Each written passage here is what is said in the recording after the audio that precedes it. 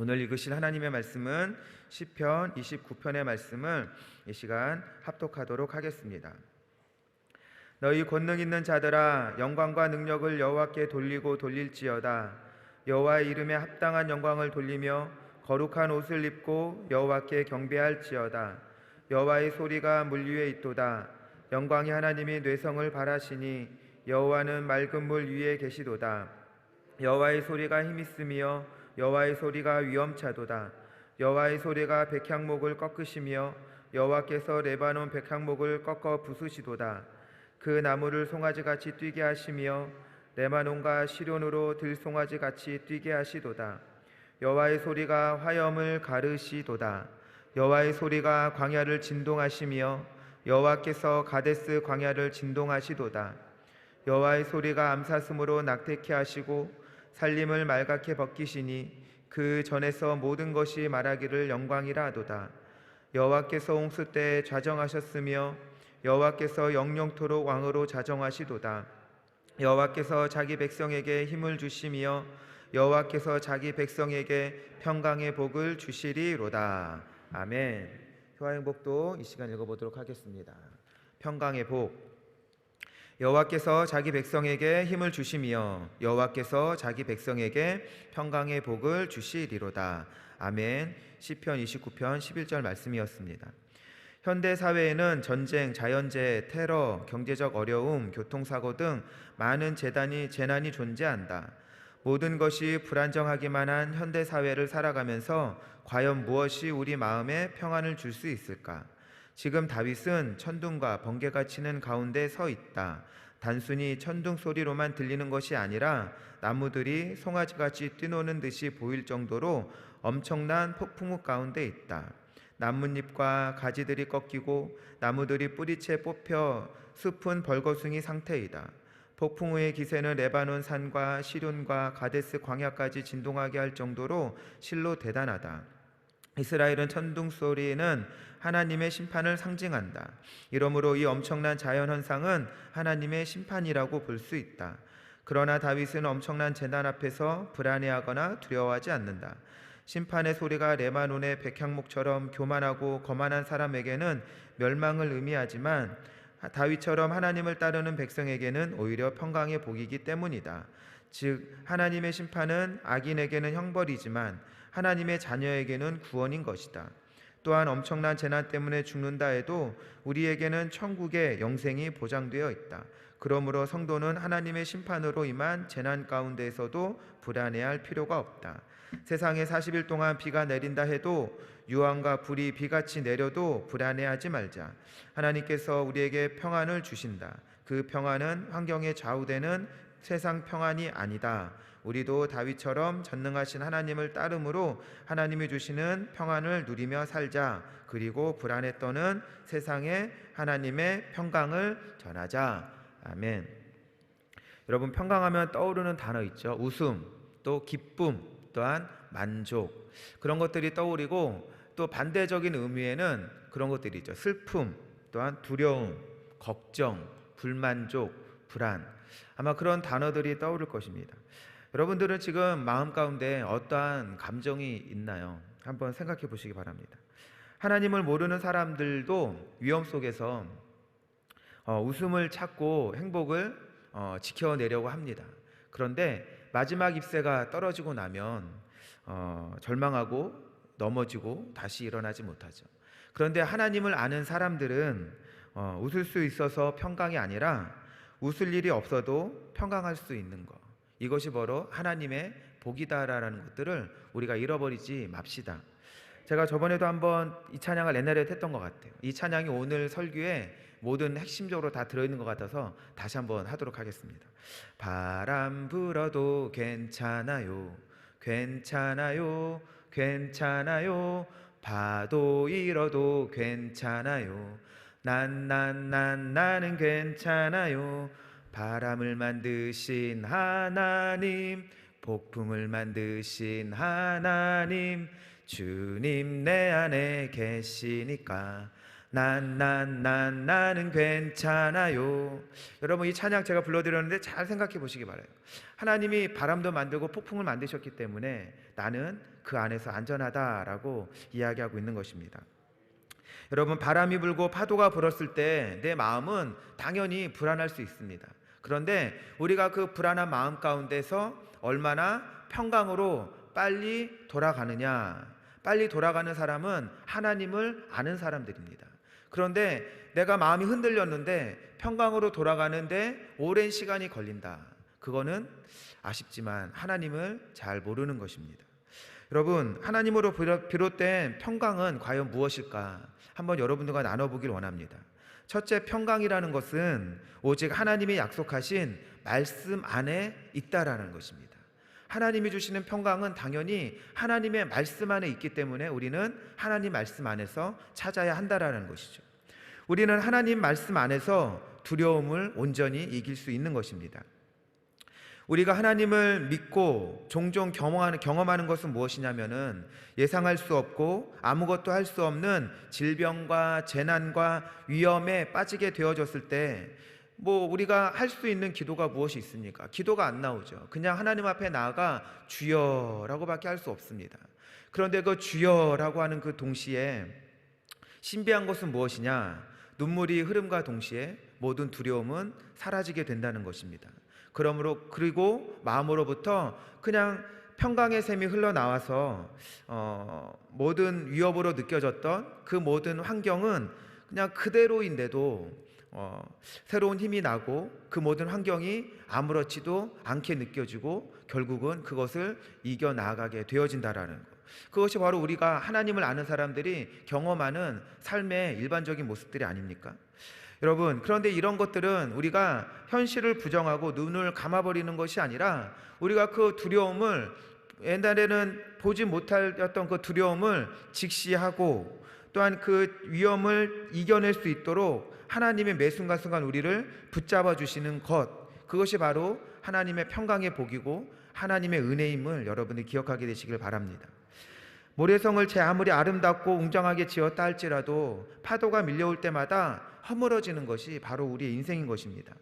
여러분, 늘상 파고의 차이는 있겠지만 모래성과 같은 내 마음도 끊임없이 파도가 밀려오면 무너지지만, 여러분, 우리가 한번 하나님이 주신 평안을 입었다 할지라도 가만히 있으면 하나님이 주시는 평안은 한순간에 사라지고 무너지는 것입니다. 그렇기 때문에 우리는 어떻게 해야 하느냐? 내 앞에 높은 파도를 막아낼 수 있는 말씀의 방파제를 끊임없이 내 앞에 쌓아야 하는 것이고, 그 말씀의 방파제를 견고하게 내 앞에 놓아야 하는 것입니다. 시편 16편 8절 9절에는 이런 말씀이 있습니다. 내가 여호와를 항상 내 앞에 모시며 그가 내 우편에 계심으로 내가 요동치 아니하리로다. 이러므로 내 마음이 기쁘고 내 영광도 즐거워하며 내 육체도 안전히 거하리니. 이 말씀을 믿게 되시기를 바랍니다. 하나님은 나와 항상 함께 하시는 하나님이십니다. 근데 위험의 파도가 몰려오면은 하나님이 내 앞에 계시겠다라고 오늘 약속하시는 것입니다. 하나님이 내 앞에 계시니까 위험의 파도가 나를 넘어뜨리지 못하게 되어지니 내가 요동치 아니하게 된 그 결과 내 마음에 기쁨, 평강이 넘치겠다라는 말씀이죠. 이 말씀만 있는 것이 아닙니다. 로마서 4장 20절 21절 말씀에는 믿음이 없어 하나님의 약속을 의심치 않고 믿음에 견고하여져서 하나님께 영광을 돌리며 약속하신 그것을 또한 능히 이루실 줄을 확신하였으니, 하나님의 말씀을 이루어짐을, 그 약속이 이루어짐을 믿는 것을 확신하였다, 확정하였다, 결단하였다라고 말씀하고 있습니다. 하나님의 말씀을, 하나님께서 우리에게 주신 하나님의 말씀을 내가 믿음으로 확신하게 되어지시길 이 시간 소망합니다. 하나님의 말씀을 확신하는 자들에게는 두려움은 사라지고 평강만이 남게 되어지는 것입니다. 그렇기 때문에 여러분들, 하나님이 주신 약속의 말씀을 믿음으로 선포하게 되시길 이 시간 소망합니다. 내가 내게 명한 것이 아니냐? 강하고 담대하라. 두려워하지 말며 놀라지 말라. 내가 너와 함께 하리라. 믿음으로 이 말씀을 선포하게 되어질 때 마음 가운데 평강이 넘치게 될 줄로 믿습니다. 두려움을 가져다주는 마귀는 떠나갈지어다 라고 믿음의 선포를 하게 되시기를 바랍니다. 그러면 두려움으로 요동치던 내 마음은 다시 기쁨으로, 담대함으로 넘치게 될 줄로 믿습니다. 둘째, 평강은 성령 하나님을 통해 완전한 조화를 이루어야만 이루어지는 것이 평강이신 것입니다. 다시 한번 말씀드립니다. 평강은 성령 하나님을 통해 완전한 조화를 이루어야만 평강이 이루어지는 것입니다. 여러분, 최고의 식재료를 가지고 최고의 음식을 만들어야 한다면 최고의 식재료만을 가지고는 최고의 음식을 만들 수 없습니다. 여러분, 최고의 식재료를 음식을 만들지 못하는 사람의 손에 맡긴다라고 하면 요상한 뭔가 음식이 아닌 이상한 것이 나오게 되어지겠죠. 최고의 식재료의 이 향과 맛이 잘 조화를 이룰 수 있도록 능력 있는 요리사가 그 식재료를 만져야지만 맛있는 음식이, 행복한 맛을 내는 그런 음식이 나온다라는 것입니다. 비록 식재료가 좀 부족하다 할지라도 능력 있는 요리사는 최고의 맛을 내는 행복한 맛을 낼 수 있는 것입니다. 삶도 마찬가지인 것입니다. 삶에도 질서와 조화가 이루어져야 행복한 맛을 내는 것입니다. 오늘을 맛깔나게 하는 능력의 요리사는 늘 우리와 함께 하시는 성령 하나님, 그분께서 우리의 삶을 조화롭게 만져주셔야지만 오늘 하루가 행복한 맛을 내게 되는 것입니다. 오래전 어떤 목사님에게 들었던 미국의 어느 부자 이야기가 생각납니다. 그 어느 부자는 그의 인생은 최고의 식재료와 같이 잘 나가던 인생이었습니다.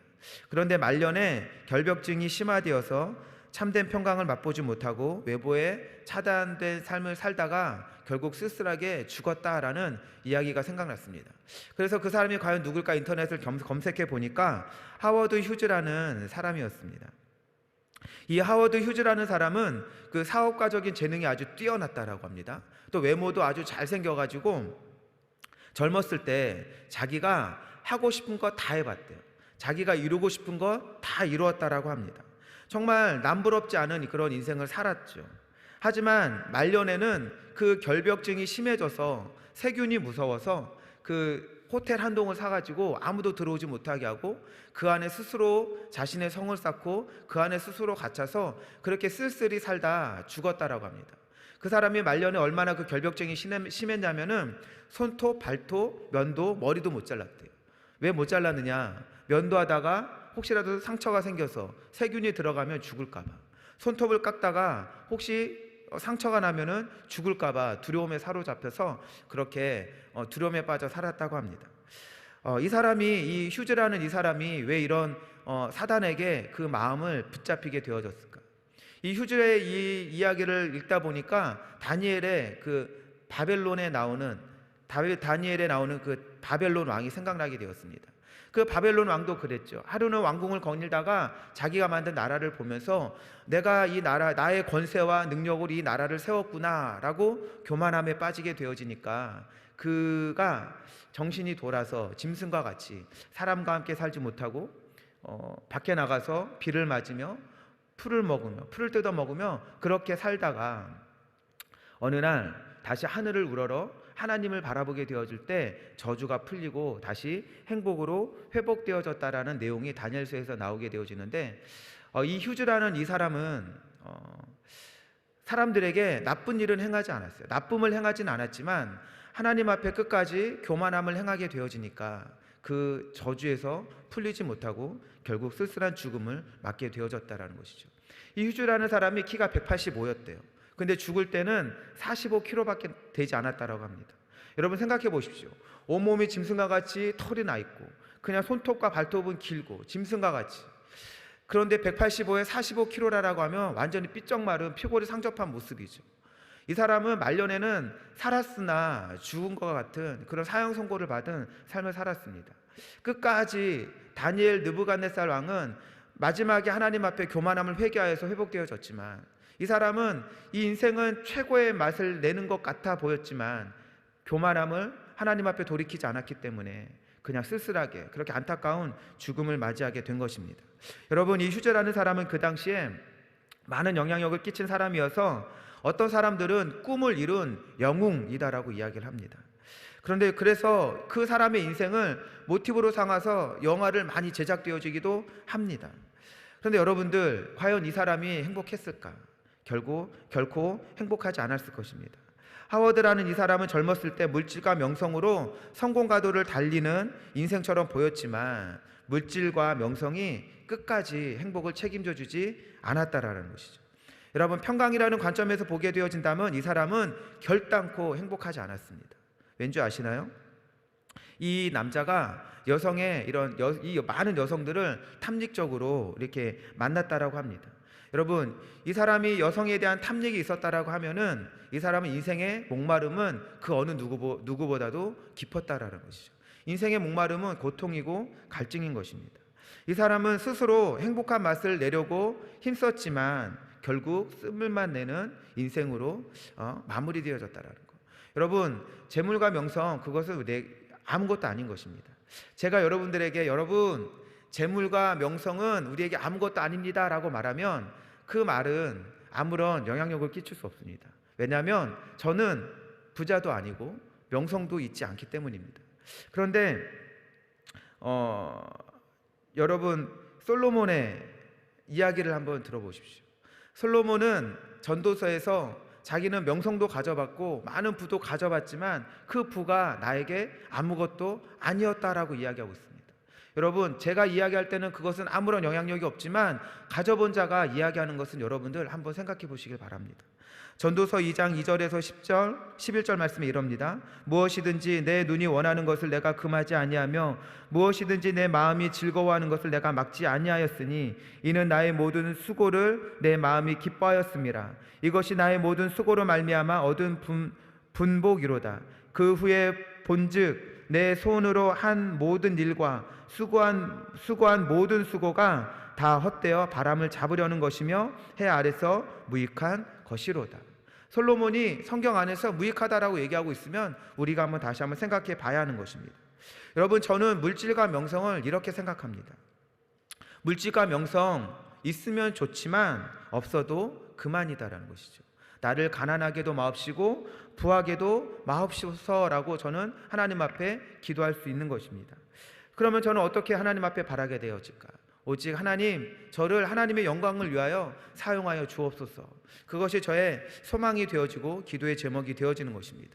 여러분, 우리에게 물질이 주어지는 것, 부가 주어지는 것, 그것은 무엇이냐? 하나님의 영광을 위해서 사용하라라고 주어지는 것이라는 것이죠.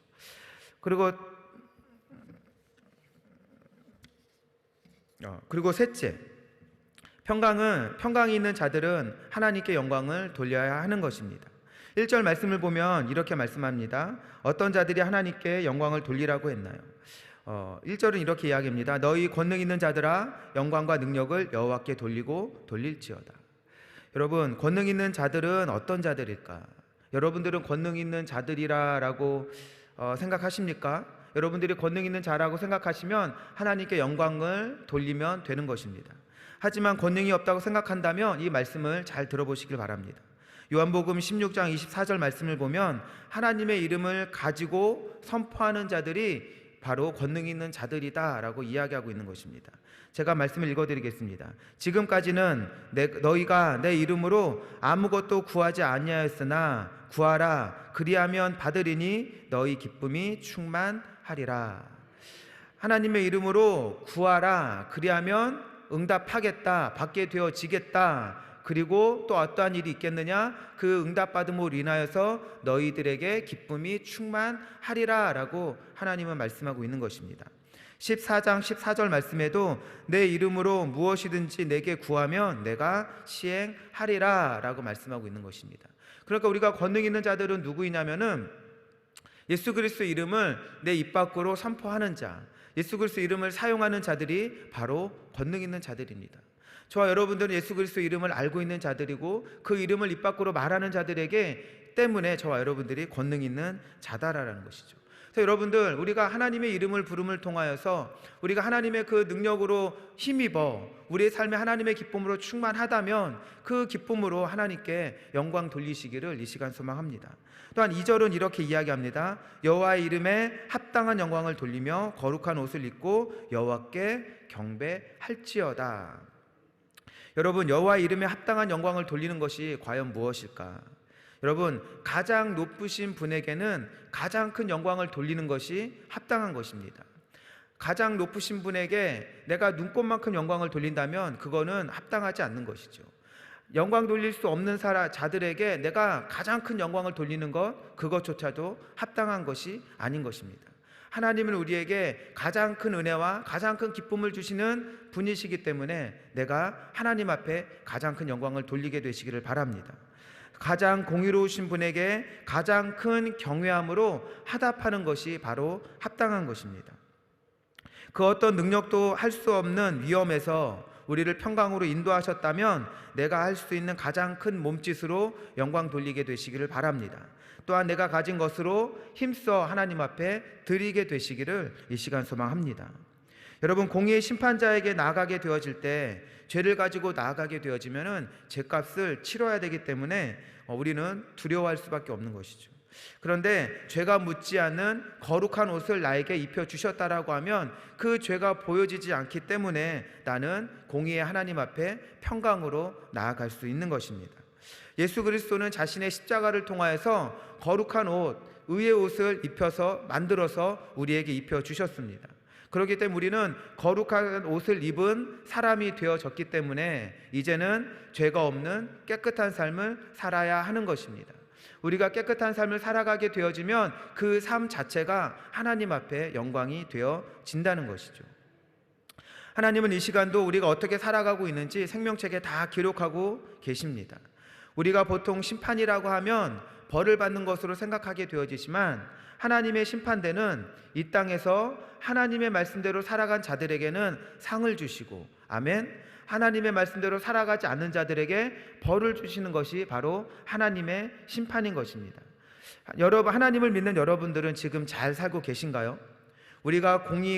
하나님의 공의가 우리에게 무서움이 아닌 평강이 되어지는 것은 무엇이냐면은, 우리가 좀 전에도 얘기했지만 하나님으로 인하여 거룩하여졌기 때문에 우리가 이제는 선하게 하나님의 말씀대로 살아가게 되어지면 책망이 있는 것이 아니라 우리에게 상급이 주어진다라는 것입니다. 우리가 하나님을 모르고 아무리 착한 일을 한다 할지라도 우리가 하나님의 말씀대로 하나님의 말씀에 순종하지 않는 삶이 되어졌기 때문에 그 사람에게는 선한 일이 상이 되어질 수 없고 책망이 되어질 수 있는 것입니다. 저와 여러분들에게는 하나님의 공의가, 하나님의 선이, 칭찬이 되어질 줄로 여러분 믿으시기를 바랍니다. 하나님은 정직한 분으로 사람처럼 감정에 치우쳐져 불공평한 판단을 하지 않으시기 때문에 또한 우리는 평강한 삶을 살 수 있는 것입니다. 우리는 앞으로 하나님의 일을 계속해야 할 사명이 있는데 주변 사람들에게 잘한다, 칭찬과 인정을 받지 못한다고 내 마음이 불편하고 내 마음이 힘들 필요가 없는 것입니다. 우리가 하나님을 알고 끝까지 하나님의 사명을 감당하게 되어지면 사람들에게는 인정받지 못하고 사람들에게 칭찬받지 못했지만 우리가 하나님의 심판대 앞에 서게 되어질 때 잘하였다, 착하고 충성된 종이었다라고 반드시 인정받게 되어질 것입니다. 그렇기 때문에 우리가 마음 가운데 요동치 아니하고 끝까지 하나님이 주시는 평강을 가지고 우리의 맡겨진 사명을 감당하며 나아가게 되어지시길 이 시간 소망합니다. 기도하도록 하겠습니다. 하나님 아버지, 오늘도 우리에게 하나님의 평강을 주심을 감사합니다. 하나님의 그 약속하신 그 말씀 안에서 평강을 잃어버리지 아니하게 하여 주시고, 하나님 성령 하나님께서 우리의 삶을 만져주셔서 조화를 이루게 하여 주셔서 하나님 우리의 삶이 질서 있는 삶이 되어질 수 있도록 이 시간 역사하여 주시옵소서. 또한 예수 그리스도 이름을 부르는 자들에게 평강이 넘치게 하여 주시고, 하나님 그 평강이 아버지 우리의 삶의 사명을 이끌어갈 수 있도록 도와주시옵소서. 우리의 삶이 하나님 앞에 말씀이 있는 삶이 되어져 하나님 앞에 서게 되어졌을 때 하나님 잘하였다, 충성된 종이다 라는 칭찬을 받는 은혜가 있을 수 있도록 도와주시옵소서. 하나님, 아파하는 영혼들이 있습니다. 아버지 하나님, 이 시간 만져주시고 깨끗함으로 치료하여 주시고 그 침상을 털고 건강하게 일어날 수 있도록 하나님 도와주시옵소서. 또한 오늘 하루를 기쁨으로 살아갈 수 있도록 하나님 주장하여 주시옵소서. 감사드리며 예수님의 이름으로 기도합니다. 아멘. 하늘에 계신 우리 아버지여, 이름이 거룩히 여김을 받으시오며 나라가 임하시오며 뜻이 하늘에서 이루어진 것 같이 땅에서도 이루어지리이다.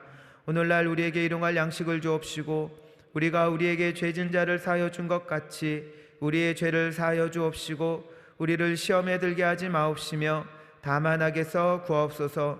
대개의 나라와 권세와 영광이 아버지께 영원히 있사옵나이다. 아멘.